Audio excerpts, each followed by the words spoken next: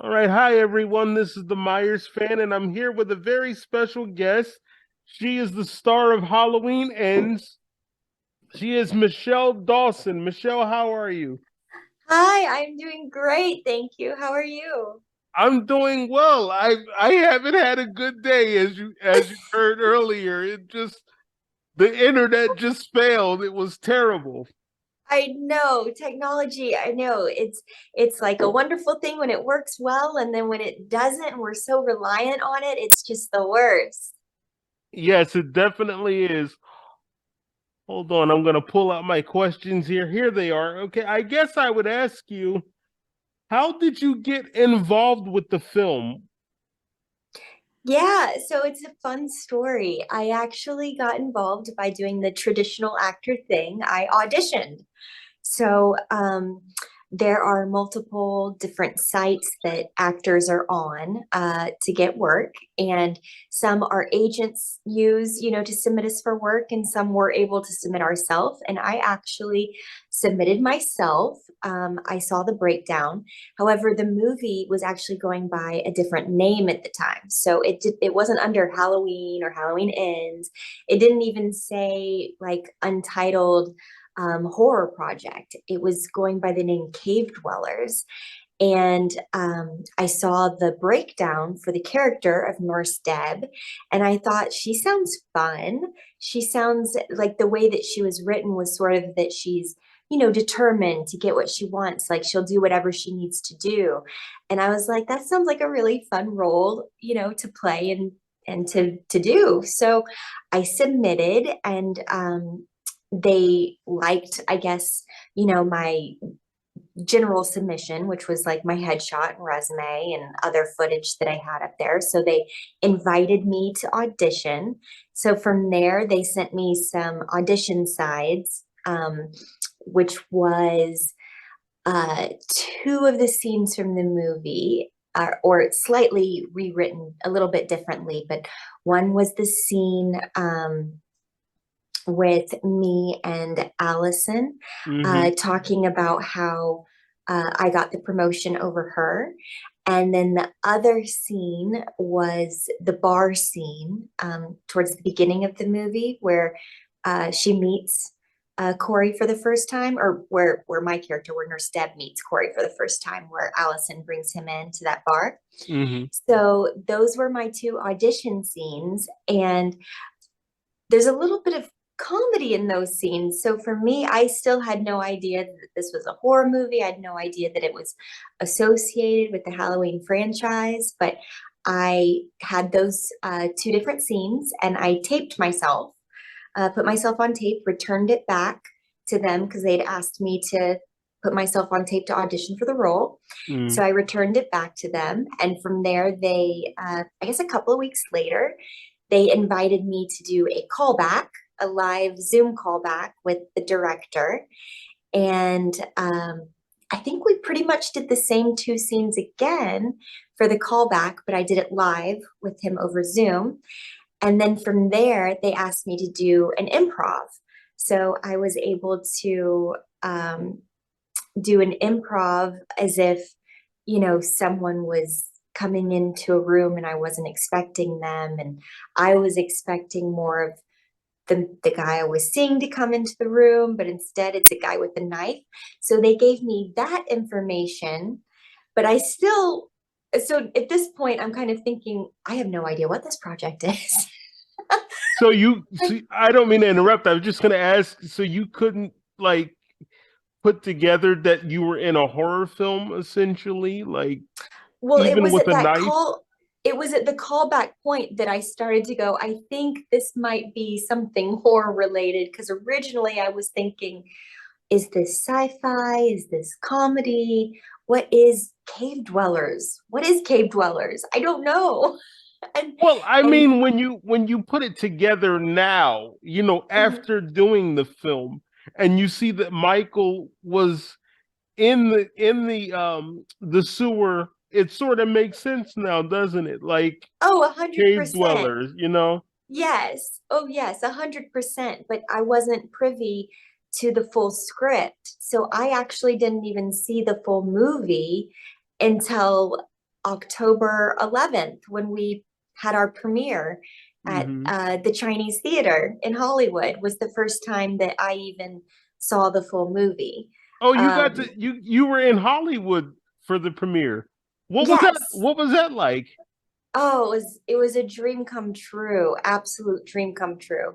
Um, I mean, that's such an iconic location, and Hmm. they have, refurbished and revamped the theater. And I definitely highly recommend, if you're ever in the area, getting to experience a movie in that theater is so special. The screen is massive, absolutely massive. And the main theater that we were in for the premiere um, had, I think it holds at least 3,000 people in it.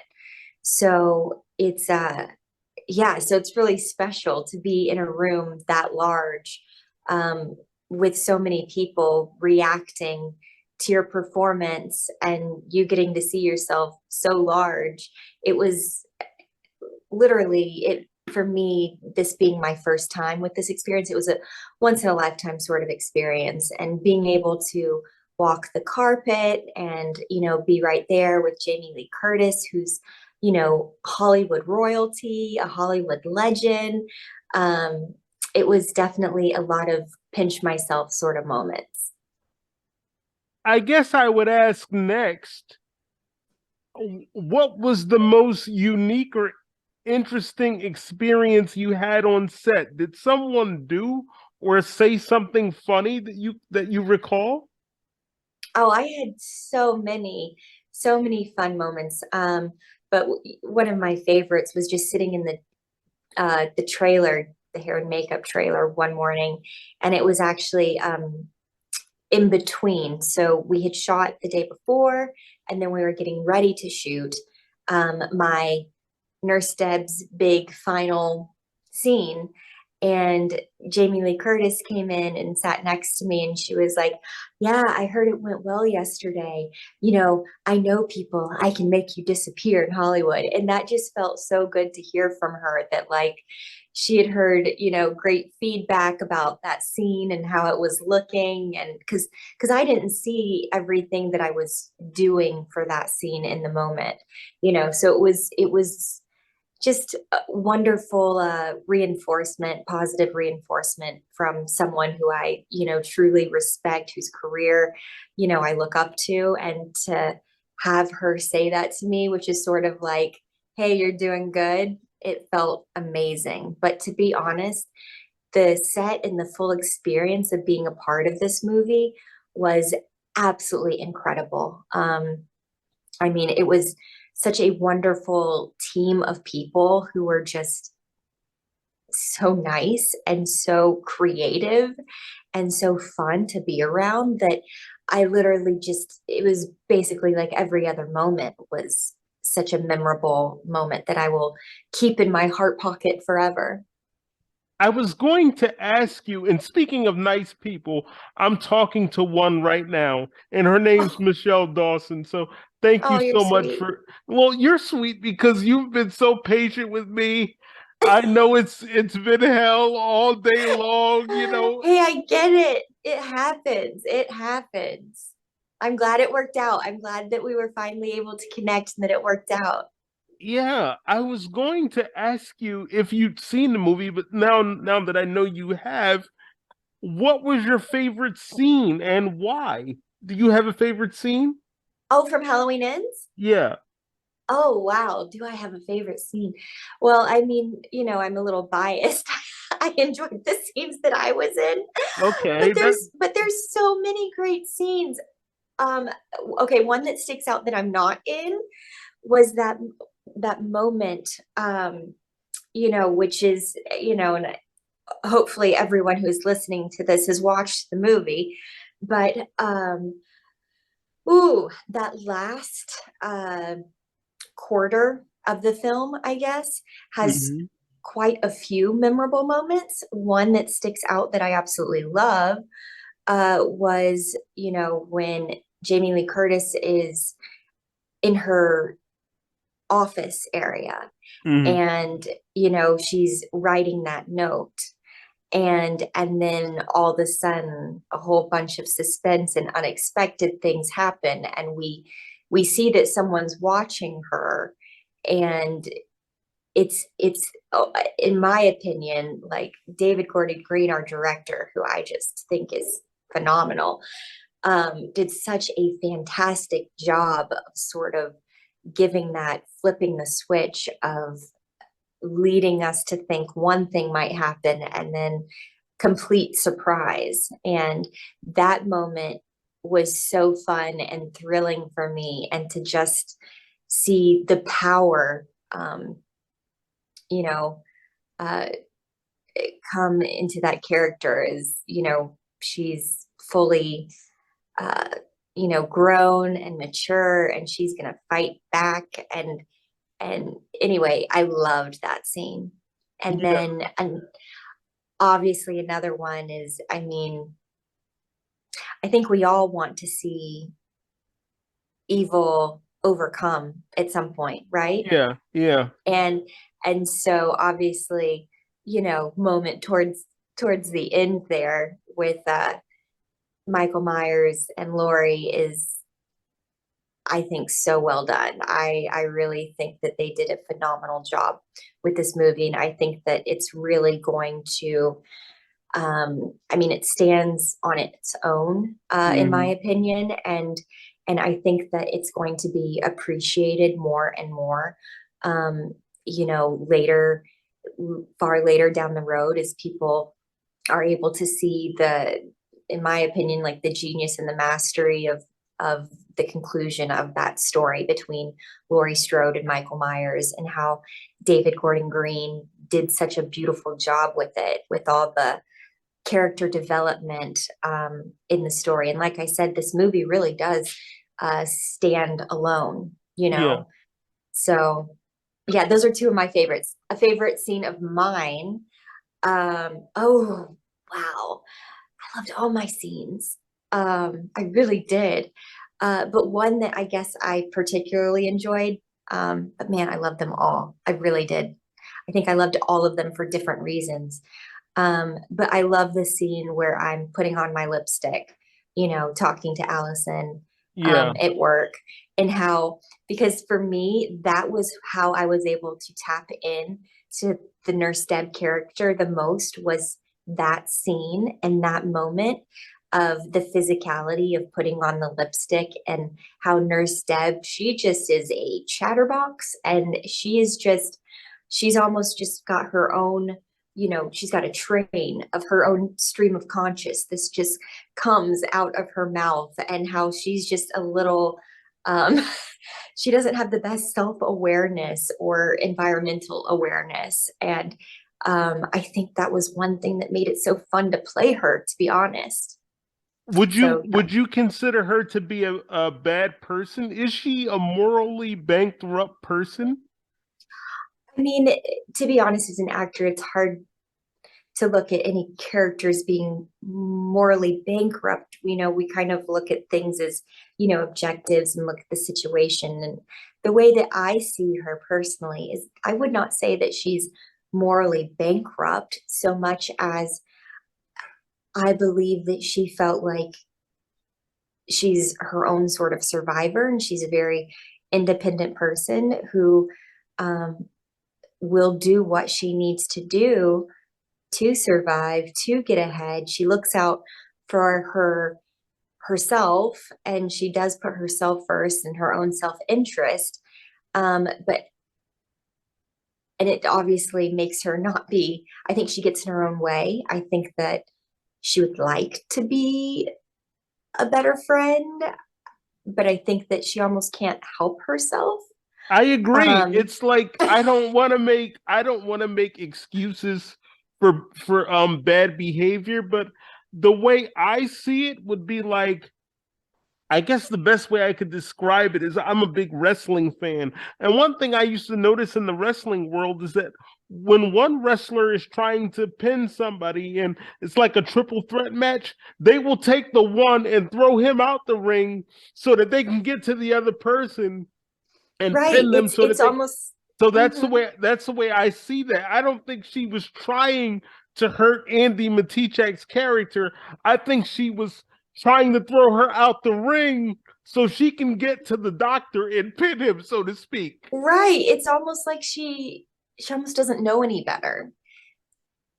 Yeah, So, that's what I think it is, but that's just my opinion. But I guess the next thing I would say is for the fans who haven't seen the movie, how would you describe it to them? oh, I would say it is unlike any other Halloween that they've seen. I would say that it will fulfill the desire that one has when they, you know, turn on their streaming service. We're on Mm-hmm. Peacock and we're on Amazon Prime. When they go and select Halloween Ends to watch, they Mm-hmm. will get what they are looking for in the fulfillment in watching a Halloween movie, but that there are so many twists and turns and surprises, and that this movie is so epic, and really does a beautiful job of tying together the the storyline that's Mm-hmm. 40-year-old storyline of Laurie Strode and Michael Myers and the battle between good and evil, and that along the way the movie will keep you entertained with a whole lot of other um, fun characters like Nurse Deb. Well, how would you, if they asked you about Nurse Deb, if they say, "Well, I haven't seen it, but I've heard about Nurse Deb," how would you describe Nurse Deb? If they say, "Well, what is she like?" Oh, I think she's fun. I think she's fun, she's funny, she's unexpected, Mm-hmm. and she's strong, and she's Really? vibrant. You call her strong? I have another word for her, but I don't know if I can say that here. But I got another word. I don't know about I think she's a strong. survivor. I think that um she's a fighter. Well, I'll say that. I'll definitely say that. I think you did a wonderful job playing her because one of the things that I've heard is that when a person upsets you and brings out emotions, that's how you know they're doing their job. Mm. So, and that brings me to my next question. Often in horror films, characters have a tendency to evoke different reactions from fans, such as Mm-hmm. fans rooting for them to Mm-hmm. live or Mm-hmm. cheering for their deaths. Was Mm-hmm. was there anyone in your film or any horror film that you wanted to see live or die? And if so, who? Is there any character that you wanted to see live or die, whether it be in your film or any horror film that you've seen? Oh, I mean, obviously I was rooting for Lori, Mm-hmm. Um, definitely wanted to see her conquer, you know, this evil that is Michael Myers. Definitely because as we know, only one of them was going to make it out of this Mm-hmm. movie. So I was definitely Team Lori for sure. If you were a fan, though, would you have been rooting for Nurse Deb?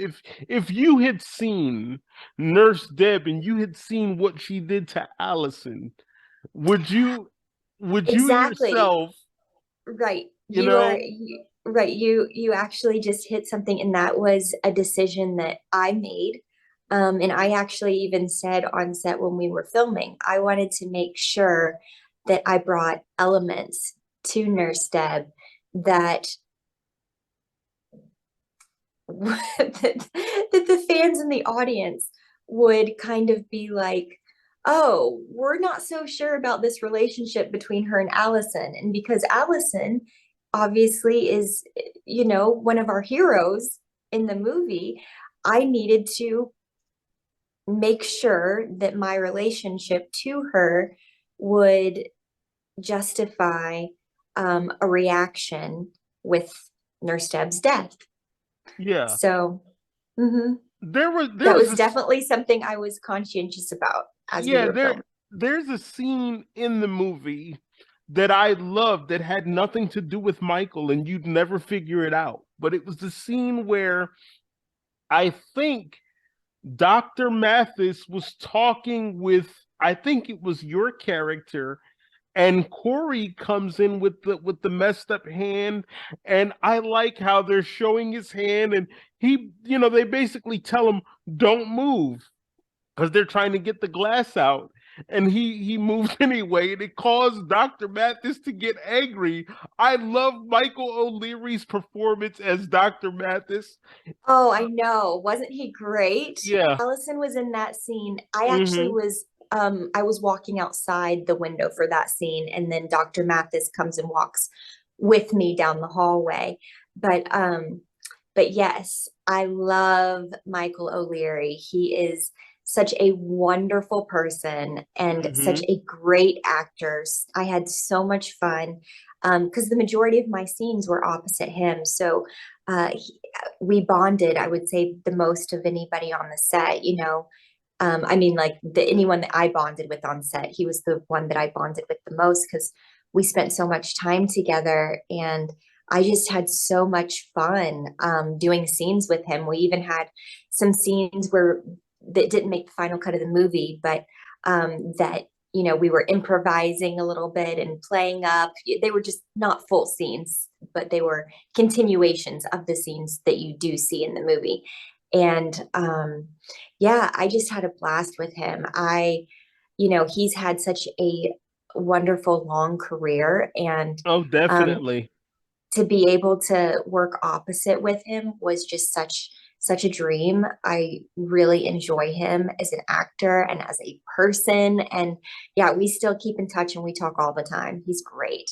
Yeah, he is. I grew up watching him on the soap opera called Guiding Light. Yes. And I met him back in January of 2022, and we actually recorded something, but I guess for PR reasons they wanted us to remove it, unfortunately. So Oh, okay. y- Gotcha. yeah, he was a very, very nice guy. Super Yeah. nice. And I wanted so much more. What I wanted to do was I wanted him to be like a counselor for Lori and tell her, hey, you can make it through this. You can overcome Michael. And perhaps he Mm. could have said something like, Michael's not real. Maybe Michael's in her head. Oh, And wow. yeah, I that's what I wanted to see, but then they Oh, ended up, that's interesting. yeah, I wanted to see more from your character and from his. So Oh, thank you. Thanks for saying that. That makes me feel good that you enjoyed what I brought to Nurse Deb, that you wanted to see more of her. Thank well, you for yeah, I saying that. mean, I wanted to see more dialogue. Obviously, I wanted to see you get killed after, but I guess I would ask you next, if you had to pick one thing about Michael that scares you the most, what would it be? I feel like there's so many great answers to this question, but the honest answer for me, um, me as Michelle, the actress, I was so intimidated by that mask. It Yeah. was Everybody says, frightening. yeah, everyone says that. I've never been up close. Oh, Everyone talks about that mask. yes. I mean, it was so scary. And even when it wasn't on anybody, um, I would see it, positioned on its stand, with other props. And I would have to remind myself as the actor when walking into that room or that space that it was there, because it is very scary. And so for me, I had a lot of really, genuine reactions the first couple of, or maybe even the full time that we were shooting the scenes where Michael was coming at me, because to see that mask coming at you, and then the sheer size of James G. Courtney, he is a very statuesque man, and so to have that combined with the mask, um, was truly frightening.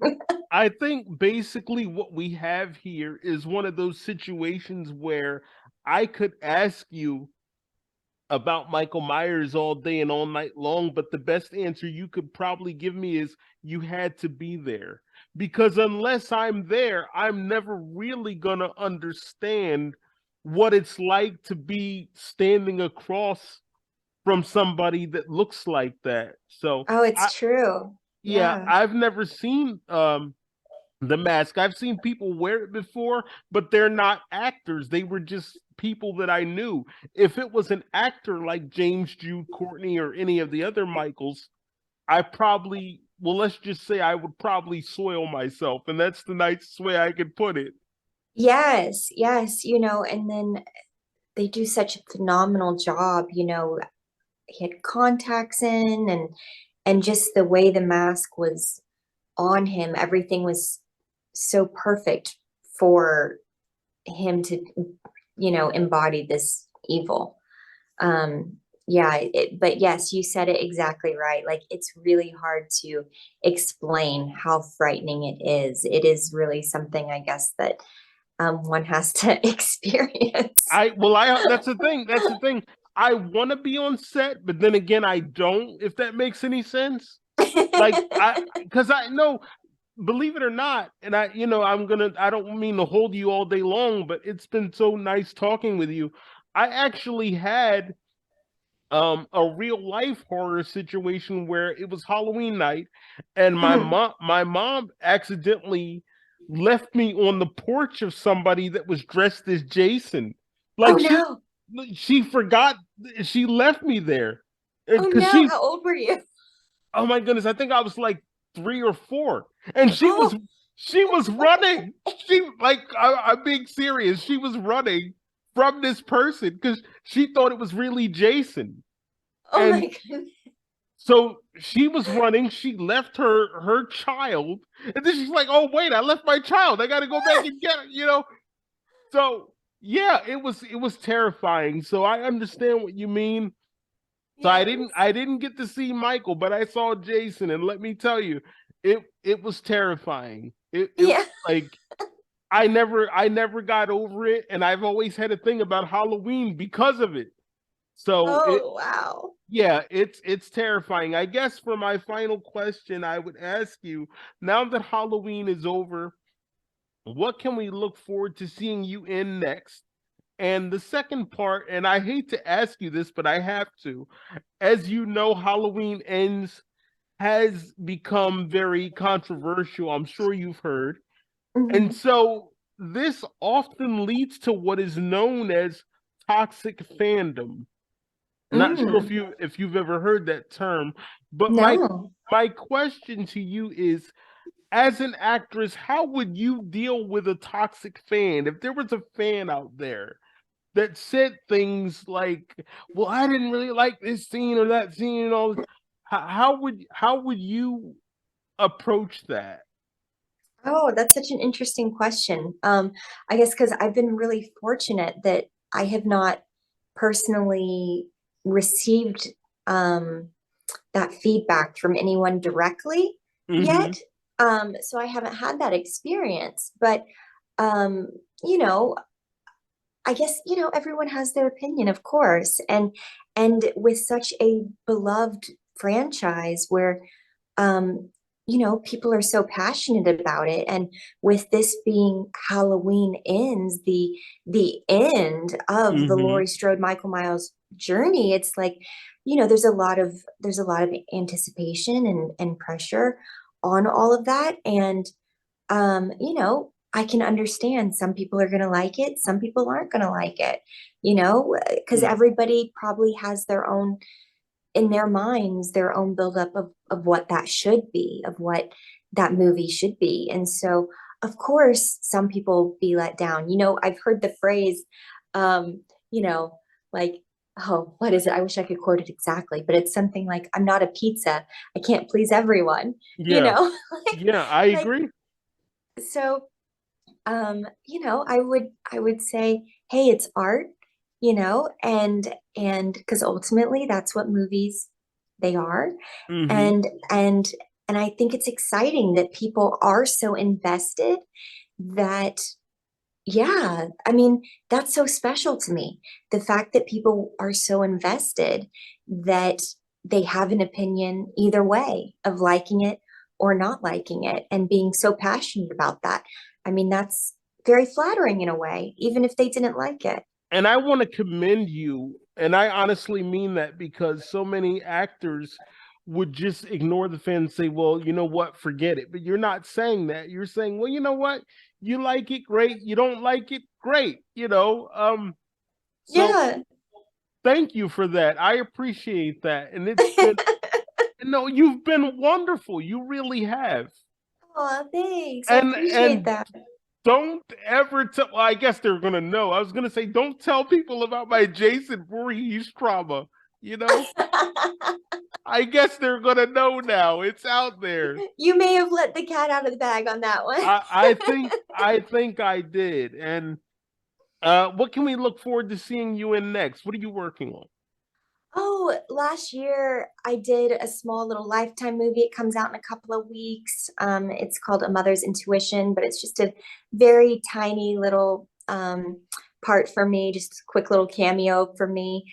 And then if you look at my IMDb, I've got a project on there that, it hasn't fully dropped yet. So I really hate to say too much about it other Okay. than the fact that it is up on IMDb and you can feel free to do a little stalking on there and see. But it's something that I am excited and hopefully things will be landing with that project soon, and hopefully I'll be able to talk about it more very Well, soon. thank you so much for being here. I want to thank everyone for listening to this. Thank you so much for taking the time to speak with me on my channel. I really appreciate this. And I want Oh, to well, thank you. thank Thank you. you so much for Well, being yeah, here. let me know when it's up and everything too. I definitely will. Thank you so much, Michelle. You're Everyone, welcome. give it up for Michele Dawson. Thanks, Darnell. Really Thank you appreciate so you. much. Thank you. This Bye. is fun. Have a good one. All right. Bye bye.